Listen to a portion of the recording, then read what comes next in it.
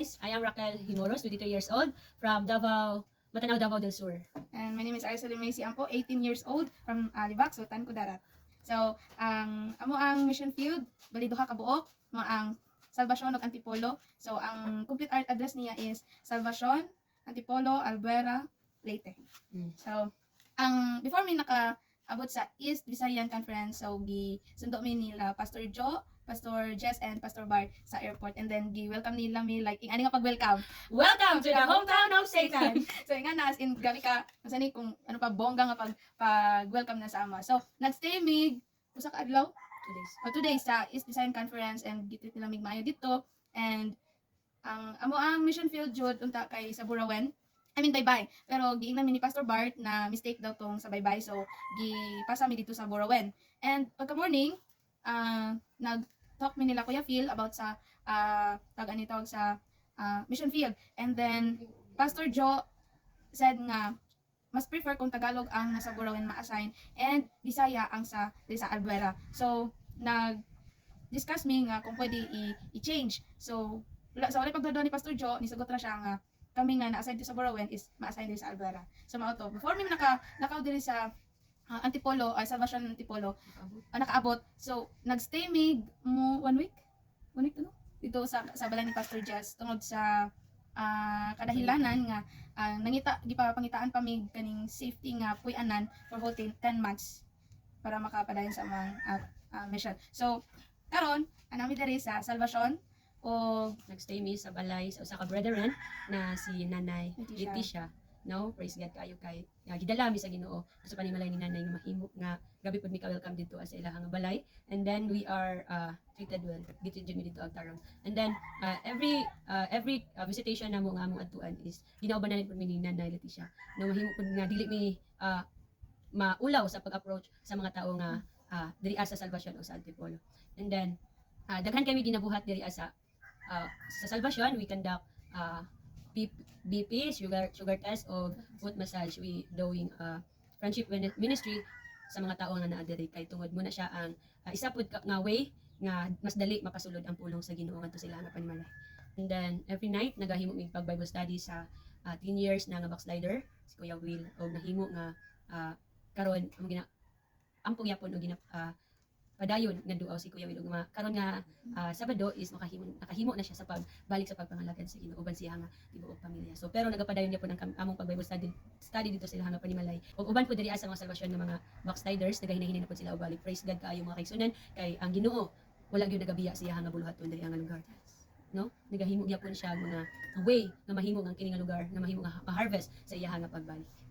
So mo to siya amo ang i-present sa inyo ha, ang mga videos and pictures sa among mga gibuhat diri nga amo ang i-present karon nga report sa inyo ang among mga binuhatan diri amo ang mga gipambuhat diri sa Salvacion o sa Antipolo. Mo to siya, og enjoy watching guys. Bye.